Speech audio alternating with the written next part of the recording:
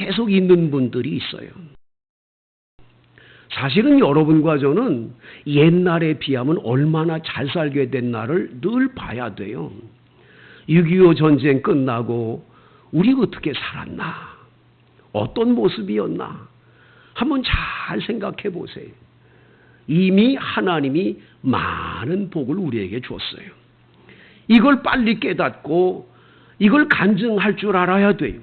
하나님이 이렇게 복을 주었습니다. 하나님의 은혜입니다. 이만한 게 다 주님의 축복입니다. 이걸 간증하는 신앙인이 될 때 하나님은 여러분의 삶을 더 크게 복 주시는 은혜가 임할 줄로 믿습니다. 야곱은 개나리 보침 하나 짊어지고 지팡이 하나 가지고 라반 외삼촌에게 찾아갔습니다. 그런데 여러분, 창세기 30장 43절에 보면 이에 그 사람이 매우 번창하여 양떼와 노비와 낙타와 나귀가 많았더라 그랬어요. 20년 동안을 사는데 14년 동안은 라헬이라고 하는 예쁜 부인을 얻기 위해서 14년 동안 공짜로 일했잖아요. 그리고 이제 겨우 6년, 그래서 딱 20년 됐어요. 지금 이 31장 내용은 딱 20년 됐을 때의 이야기예요. 20년. 그러니까 14년 동안은 그냥 라헬을 위해서 봉사하느라고 아무 대가 없이 일을 했잖아요. 그런데 하나님은 그 6년 사이에 엄청난 복으로 야곱에게 복 주신 걸 보게 되죠. 하나님이 이렇게 복 주시면 6년 사이에도 이런 복의 주인공 되는 줄로 믿습니다. 이렇게 복을 많이 받고 나니까 위기가 찾아옵니다. 1절 2절 같이 읽습니다. 31장 야곱이 라반의 아들들이 하는 말을 들은즉 야곱이 우리 아버지의 소유를 다 빼앗고 우리 아버지의 소유로 말미암아 이 모든 재물을 모았다 하는지라. 야곱이 라반의 안색을 본즉 자기에게 대하여 전과 같이 아니하더라. 여러분, 지금 야곱은 이 집에 대릴사위처럼 이 집에 와서 그 딸들과 결혼을 했잖아요. 그러면 라반과의 관계는 외삼촌과 조카 관계가 아니라 장인과 사위의 관계잖아요. 그리고 그 오빠들은 뭡니까? 다 처형들, 그거 아니, 처남들 아니에요? 가깝잖아요. 근데 우리나라 속담에 사촌이 땅을 사면 배가 아프다고, 야곱이 잘 되니까, 야곱이 아롱진 양, 점 있는 양, 이런 것만 하나님이 얼마나 몰아다 주는지 그냥 너무너무 잘 사니까 배가 아파가지고 뒷담화를 하는 거예요.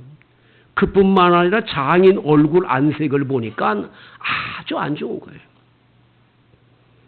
이렇게 여러분, 집안 식구들끼리도 잘 되면 이렇게 시기심 나는 게 인간의 모습임을 보게 돼요. 그러니까 여러분들이 집안 식구들이 여러분한테 자꾸 뭐라고 하고 여러분을 괴롭히거들랑 내가 잘 나가니까 저러는구나. 내가 복 받아서 저렇게 시기가 나서 그러는구나. 그리고 시험 들지 마세요. 그저 감사하셔야 돼요. 그거 가지고 너무 시험 들 필요 하나도 없어요. 왜 저 인간은 나만 가지고 그래? 그럴 필요 하나도 없다라는 거예요. 자, 이 위기가 왔어요. 그런데 여러분, 이 위기 때 야곱에게 누가 찾아옵니까? 3절을 같이 읽어볼까요? 시작. 여호와께서 야곱에게 이르시되 네 조상의 땅 네 족속에게로 돌아가라. 내가 너와 함께 있으리라 하신지라. 놀랍게도 이렇게 처남들이 자기를 성토하고 뒤에서 뒷담화하고 장인 어른 안색이 점점 바뀌어져 가고 있는 좀 위기가 찾아온 때에 정확하게 하나님이 그 시간에 찾아와 주시는 거예요. 여러분, 우리의 위기 속에는 하나님 만나는 복된 기회가 있는 줄로 믿습니다. 하나님이 찾아와 주시는 거예요. 그러면서 야곱에게 말해요. 네 조상의 땅, 네 족속에게로 돌아가라고. 네가 20년 전에 떠났던 네 아버지가 그 머물고 있는 가나안 땅, 내가 너에게 약속한 땅, 그 땅으로 돌아가라고. 그러면서 그 끝에 하시는 말씀이 내가 너와 함께 있으리라. 얼마나 든든합니까? 하나님이 함께 있으면 걱정할 게 없잖아요. 뭐 두려울 게 있어요. 하나님이 함께 하신다는 거예요. 자, 이렇게 돼서 이제 고향으로 돌아갈 마음을 이제 하나님이 주셨기 때문에 가게 되는데, 여기서 아주 중요한 게 한 가지를 우리가 발견해요. 이럴 때 대부분 많은 분들은 하나님이 말씀했으니까 가야 돼. 그리고 막 가는 거야. 그러면 주변에 있는 가족들은 이걸 모르잖아요. 주변에 있는 가족들은 하나님의 계시를 받은 적도 없고 말씀한 것도 없어요. 그러면 어떻게 돼요? 이 따라가는 것 자체가 참 힘들어지거든요. 많은 분들이 여기서 가정에 실수하고 실패하는 경우들이 많은 거예요. 오늘 성경에 보면 여기 5절 말씀이 굉장히, 4절 말씀이 굉장히 은혜가 되잖아요. 시작. 야곱이 사람을 보내어 라헬과 레아를 자기 양떼가 있는 들로 불러다가, 이게 하나님이 자기에게 계시의 말씀을 주었습니다만은 아내들은 몰라요. 그 아내들과 의논해야지요. 부인하고 의논을 해서 부인들에게 하나님의 계시의 말씀을 전해줘야지요. 그래서 그분들이 다 동조하고 그렇습니까? 그럼 갑시다. 이래야 옳은 가정이 되고 이 가정이 복된 가정이에요. 아니 당신 갑자기 미쳤어 왜 떠나는 거요? 뭐 이렇게 나면 곤란한 거잖아요. 야곱은 결정적인 순간에 항상 이 신앙적인 자세가 참 야곱을 보면 본받을 게 또 없잖아 있다는 걸 보여주는 거죠. 많은 분들이 남편과 아내가 서로 의논이 별로 없어요. 그 남편 되신 분이 따라와 내가 하는 대로 가야지 뭐 이렇게 되는 거예요. 또 여자분들은 여자대로 내가 집안에 해잖아 안 해 해라고 내 마음대로 하면 되지. 이거 다 자기 주장으로 하면서 하나님의 어떤 계시는 없고 자기 주장대로만 가는 거예요. 여러분 어떤 일이 있든지 부부가 의논하는 가정, 여기에 평화가 있고 여기에 복이 있는 줄로 믿습니다. 같이 의논해야 돼요. 의논. 그래서 의논을 합니다. 5절 그들에게 이르되 내가 그대들의 아버지의 안색을 본즉 내게 대하여 전과 같이 아니하도다. 그러할지라도 내 아버지의 하나님은 나와 함께 계셨느니라. 야곱의 첫 일성은 첫 마디가 아버지 안색이 안 좋아졌어. 전과 같지가 않아. 옛날에 아버지가 살갑게 구하더니 지금은 그렇지가 않네. 그러면서 끝에 가서 하는 말은 그러할지라도 내 아버지의 하나님은 나와 함께 계신다. 할렐루야. 여러분 집안 식구들 누구도 다 우리 가까이 있다가 우리의 마음에 상처 주고 떠날 수 있어요. 하지만 영원히 우리와 함께 계실 분은 하나님 아버지신 줄로 믿습니다. 하나님 아버지께서 나와 함께 계셨다고 이 간증을 하는 거예요. 간증. 그 다음 간증을 한번 보세요. 그대들도 알거니와 내가 힘을 다하여 그대들의 아버지를 섬겼어. 열심히 섬겼어. 그런데 7절에 그대들의 아버지가 나를 속였어. 품삯을 10번이나 변경했어. 10번이나. 한 번도 아니야. 한두 번이면 말을 안 해. 10번이나 이렇게 하자 저렇게 하자 계속 바꾸면서 야곱을 어떻게든지 공경에 빠뜨리고 야곱이 자기 집에서 일만 하는 일꾼 되게 하려고 삭슬 안 주려고 10번이나 그렇게 했다는 거예요. 참 이 라반이 아주 인성이 굉장히 안 좋은 사람임을 보여주지요. 얼마나 이기적인지. 아니 자기 사위가 잘 되면 자기 딸들이 잘 되는 거고 집안이 다 잘 되는 거 아니에요? 근데 이거 뭐 조카가 잘 되고 자기 사위가 잘 되는 것조차도 용납을 안 하는, 얼마나 자기만 생각하는지를 보여주는 거죠. 그런데 여러분 오늘 7절 끝에 이렇게 말합니다. 그러나 하나님이 그를 막으사 나를 해치지 못하게 하셨다는 거예요. 할렐루야. 이 야곱의 이 지금 이 신앙 간증하는 겁니다. 이 당신들 여보, 당신들 알잖아요. 내가 얼마나 열심히 일했어요. 그런데 당신 아버지들이 이렇게 10번이나 나한테 그냥 이 삭스에 대해서 계속 변경하면서 나를 어렵게 했지만 하나님은 그냥 두시지 않았다는 거예요. 하나님은 다 보고 아시는 줄로 믿습니다. 그래서 8절에 그가 이르기를 저 믿는 것이 네 삭시 되리라. 그러면 온 양떼 낳은 것이 저 믿는 것이고 또 얼룩무늬 있는 것이 네 삭시 되리라 하고 이걸 바꾸면 바꿀 때마다 하나님이 온 땅 양떼가 낳을 때마다 얼룩무늬 있는 걸 만들어 주시는 거예요. 하나님이 뒤에서 다 갚아주시는 거예요. 할렐루야. 여러분, 우린 이걸 믿어야 될 줄로 믿습니다. 다른 건 몰라요. 하나님이 복 주시는 이거 한 가지를 잊으면 안 돼요. 그러면서 9절에 이렇게 간증합니다. 하나님이 이같이 그대들의 아버지의 가축을 빼앗아서 내게 주셨느니라. 할렐루야. 아무리 요렇게 하고 저렇게 하고 자기들 머리 써가지고 요렇게 하면 안 되겠지, 요렇게 하면 안 되겠지, 머리 써가면서 그렇게 괴롭히고 힘들어 되나? 안 된다라는 거예요. 왜? 하나님이 다 보고 계시기 때문에 하나님이 그렇게 하신다는 거예요. 여러분, 하나님이 다 보고 계세요. 하나님이 다 알고 계세요. 여러분, 이걸 여러분 자꾸 잊으면 안 돼요. 주님은 다 알고 계신다. 10절, 그 양떼가 새끼 뵐 때에 내가 꿈에 눈을 들어보니 양떼에 탄 수량은 다 얼룩무늬 있는 것, 점 있는 것, 아롱진 것이었다는 거예요. 꿈에 하나님의 사자가 내게 말씀하기를 야곱아 하기로 내가 대답하기를 여기 있나이다 하며 이르시되 눈을 들어 보라. 양떼를 탄 수양은 다 얼룩무늬 있는 것, 점 있는 것, 아롱진 것이다.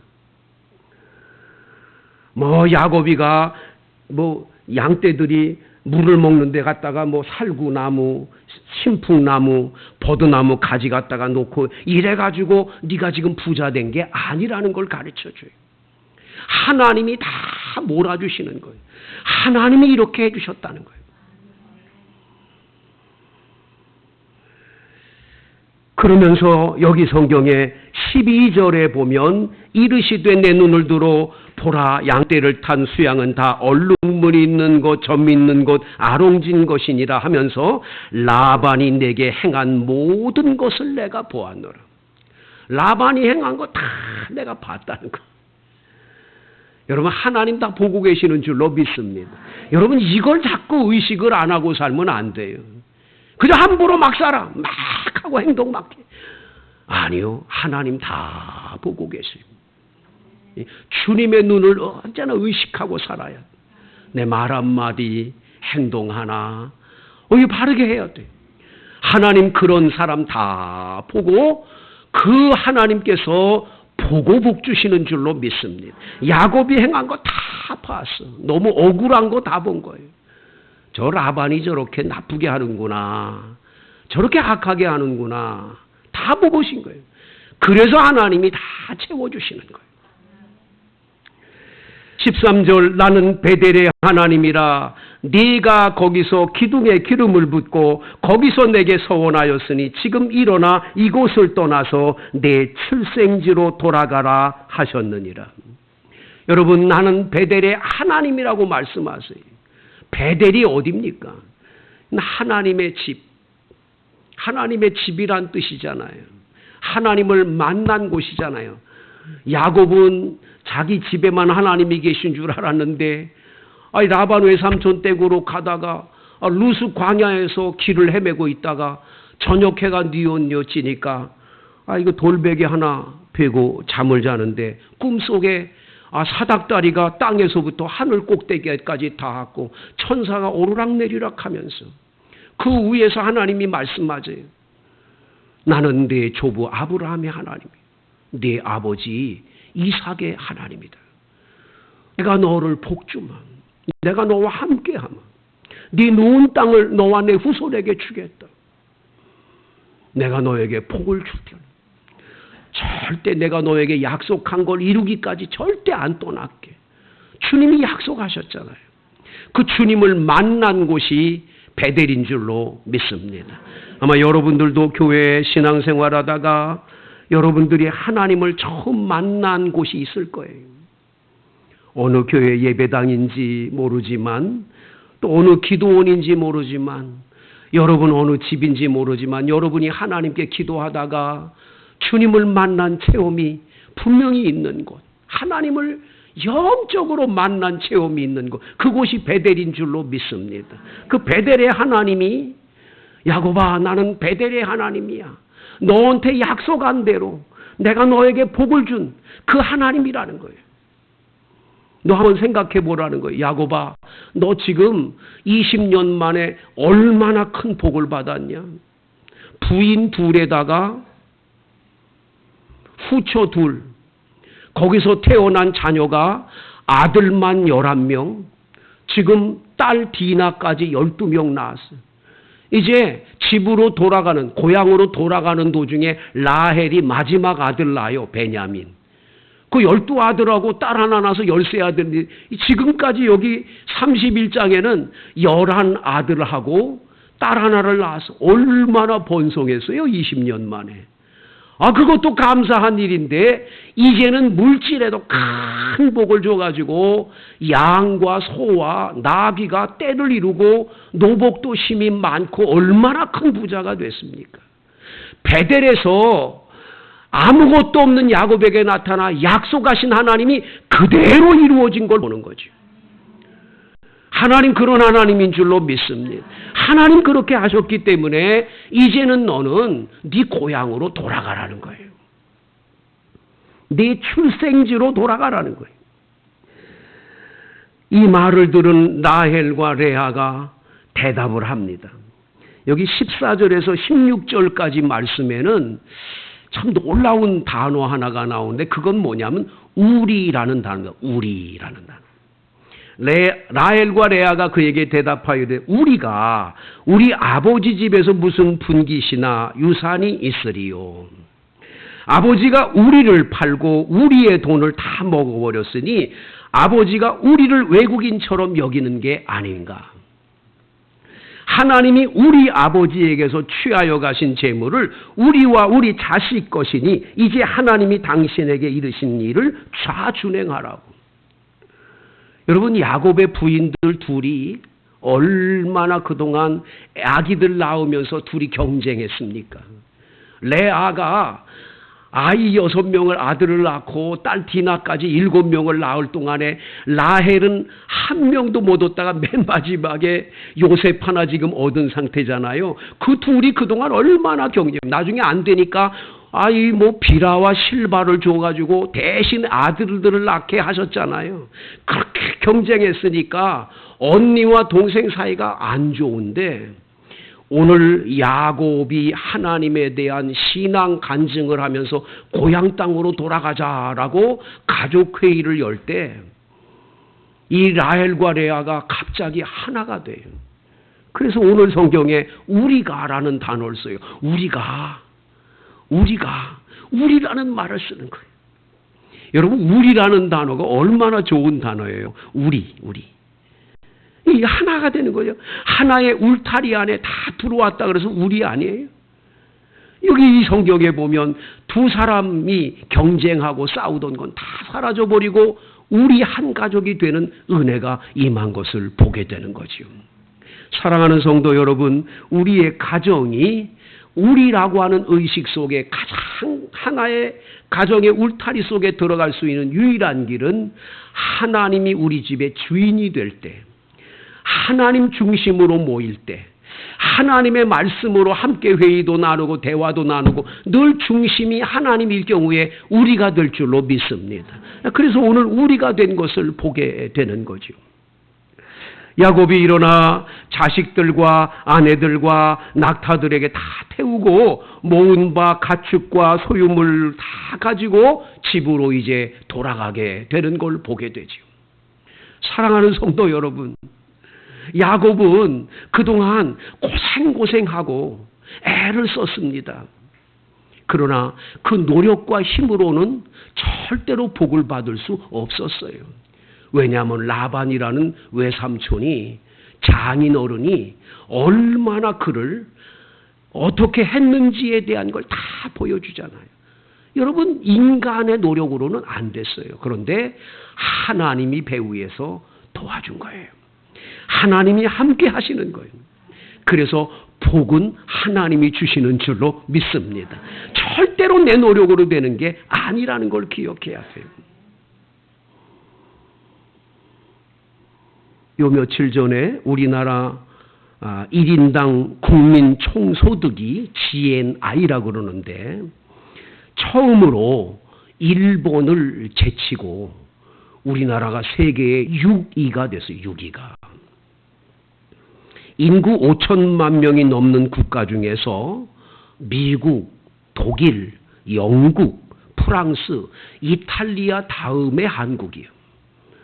그 다음이 일본이요. 우리나라가 GNI가 36,194달러가 됐어요. 야, 일본을 제치고 이렇게 국민 총생산이 이렇게 커졌다는 건 한국이 얼마나 경제적으로 복을 받았는지를 보여주는 거죠. 참 감사한 일이 아닐 수가 없어요. 근데 우리 한국 사람들은 이상한 게 뭐냐? 스스로가 지금 잘 사는 거를 몰라. 언제나 우린 가난하대. 우리 집 너무 가난해. 나는 우리 집이 왜 이렇게 못 살지? 늘 그런 생각에 꽉 차여 있어. 여러분 한번 생각해 보세요. 여러분이 6.25 전쟁 겪으신 어르신들은 그 60년대, 70년대 우리 어떻게 살았나요? 우리 80년대까지도 어떻게 살았나요? 우리 참 어렵게 살았잖아요. 그때 생각하면 지금 받은 복이 얼마나 크고 감사한지 우리 너무 몰라요. 그냥 우리는 언제나 이 가난의식으로 꽉 차서 살아요. 근데 사실은 대한민국을 부러워하는 세계 나라가 얼마나 많은지 몰라요. 우리나라는요, 하계 올림픽 경기했지요. 동계 올림픽 경기했지요. 월드컵 경기도 했지요. 대한민국이 얼마나 대단한 나라인 줄 아세요? 대한민국 대단한 나라고 이 정말 복을 얼마나 받았는지 몰라요. 일본에 가면 일본 사람들은 다리미 빵이라고 그 지프로 엮은 그걸 방바닥에 다 깔아가지고 이렇게 살아요. 방들이 크지가 않아. 자꾸. 겨울철에 제가 도쿄에 갔다가 그 다리미빵에서 자는데 입 돌아가는 줄 알았어. 어떻게 추운지. 우리나라처럼 좀 땅바닥에다 방바닥에다가 이렇게 좀 보일러 깔면 튼튼하고 우리 얼마나 좋아요. 우리나라 대한민국 정말 멋지잖아요. 우린 방도 넓고 다. 여러분, 일본 사람들 먹는 거 한번 보세요. 제가 그때 일본 가서 그 교회에서 부흥회 해달라고 그래서 부흥회 했거든요. 부흥회 끝나고 거기 집사님 한 분이 점심 대접한다고 갔는데 회전 초밥집이야. 회전 초밥. 그런데 뭘 갖고 왔냐면 여러분 그 다랑어, 참치 이걸 메고 들어오더라고. 그래서 와 뭐 소리 지르고 난리들이 났어. 거기서 그걸 직접 해부를 해. 그래가지고 그거를 접시에다가 이렇게 담아주는 거야. 돌아와. 그거 접시에 좀 많이 담으면 안 됩니까? 그거. 그래 나는 홀짝 먹고 또 오면 또 홀짝 먹고. 그러니까 나는 오기만 하면 자꾸 먹으니까 그 앞에 있는 집사님 얼굴이 노래지기 시작하면서 이거 막 안 먹어 그 사람은. 나는 너무 맛있어. 알고 봤더니 이 액수가 기가 막 나중에 계산하는데 그분이 벌벌벌 떠는 거야. 우리나라 사람들은 얼마나 잘 먹습니까? 그죠? 우린 식탁을 얼마나 풍성해 놓고 막. 일본은 그렇게 잘 사는 나라인데 비하면 대한민국이 먹는 거하고는 비교가 안 돼. 우린 너무나 감사할 일이 많은 거야. 자, 그러면 하나님께서 대한민국을 복 주신 거 아니면 뭐겠어요? 여러분, 우리는 우리가 지혜롭고 똑똑해서 잘 사는 줄 착각하는데 130년 전에 선교사님 오기 전에 대한민국 어땠어요? 얼마나 우린 그때 치마 저고리, 바지 저고리 그거 입고 다니면서 우리 조선 왕조 시대에 얼마나 가난한 나라였는지를 기억하세요. 선교사님들이 와서 복음 전해서 교회가 세워지고 곳곳에 병원 세우고 학교 세우고 이분들의 복음 전하는 예수 믿는 은혜가 있을 때 하나님께서 이 나라를 복 준 거지. 우리가 무슨 우리 힘으로 그렇게 잘 살게 되고 떵떵거리게 됐냐? 아니라는 거예요. 우리는 이거를 꼭 기억하면서 야곱처럼 이걸 간증하면서 살아야 돼요. 다 하나님이 주신 은혜입니다. 하나님 어쩌면 이렇게 복을 주었는지 감사뿐입니다. 이걸 간증하며 살 때 하나님은 여러분과 늘 함께 하시고 더 큰 복의 주인공으로 여러분을 이끌어 주실 줄로 믿습니다. 우리 함께 통성으로 기도하는데 우리 가정경제를 지켜주세요. 아버지, 우리 가정에 물질의 복을 주세요. 빚지고 살지 않게